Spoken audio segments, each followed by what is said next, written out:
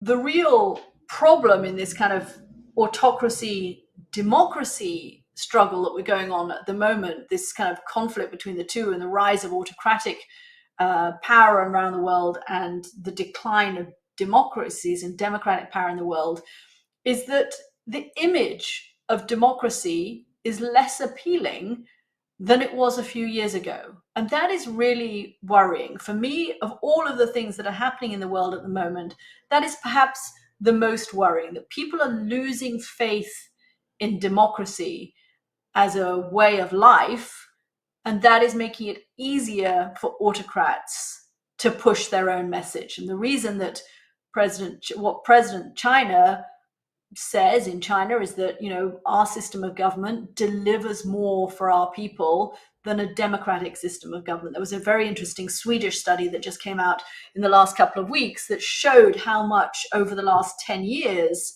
the image of democracy, and particularly of the United States as a democracy, has declined around the world. There was a Pew study earlier this year that showed that 17% of people around the world think the US is a good model for democracy. That is only 17% of people around the world who think that the US is a good model for democracy. By contrast, 57% of people around the world surveyed think it used to be a good model for democracy. And it's not just the presidency of Donald Trump, which alienated allies and we know caused a decline in America's reputation around the world. It's not just that. It's been going on for longer than that. This survey that has come out of Sweden showed that actually this started during President Obama's time. And I think it gets back to what I was saying earlier about the kind of shocks to the system. There was 9/11. There was the invasion of Iraq and the Iraq War and America's mishandling, frankly, of relations in the Middle East. There was the 2008 financial crash. There was the inability of the country to provide a social safety net to people who are worst hit by globalization and automation. People are watching very closely what is happening in the US at the moment in terms of racial justice issues in the country. They're very conscious of that. And America's own image and the image of democracy are intensely intertwined. It's hard to separate the two. America really is the beacon of a democratic example.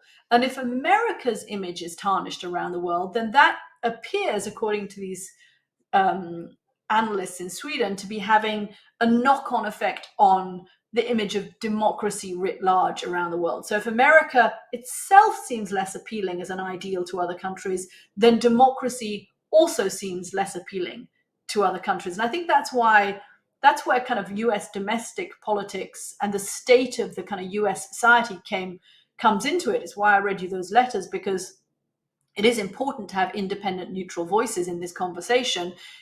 The more polarization you have in America, the less gets done in Capitol Hill. We've seen that over the last few years.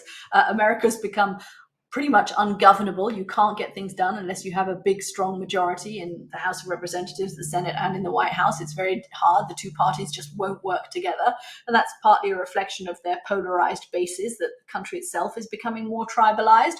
But it's a catch-22, right? It's sort of a vicious circle, because unless things get done, it plays into this idea that democracy isn't working, that you don't have the ability to make things happen for people that make them think, yeah, this country has a good system of government. I mean, it's why when President Biden phrases it, and I think to some extent he is right, when he phrases his own domestic agenda in global terms, the two are inextricably linked. So it's important to get things done, for example, on infrastructure, or he said on healthcare, or on social spending for childcare, because we have to show that we are delivering things for people. If we aren't delivering things for people, then it's not just the Biden administration not delivering things for people. It is the democratic process that is not delivering things for people. And if democracy is not delivering things for people, then people will look to other systems. They will start to say, well, hold on a second, this system doesn't work. Maybe something else is better that can deliver for me. It can't be worse because this hasn't managed to do anything. And I think that's a really fundamental point, that democracies have to work it's not just like everybody's going to wake up tomorrow and say, yeah, we love democracy around the world. They might have done that in 1992, 91 after the Berlin Wall came down, but they don't feel like that now. You have to, democracy is a product, a commodity that has to deliver for people's lives. And if it's not delivering for people's lives, they're going to go and buy another product. And that's what you're seeing happening. And I think you're seeing that happening in Asia. You're seeing it happening in Central Europe, in places like Hungary, and you're seeing it happen in places like Poland. And I wonder whether you might start to see it here too, even that people, even in America, start to think democracy is not necessarily the best form of government for us because it's not producing what we want. And I think that is why it is so important that we find a way to make government responsive to people and working for people.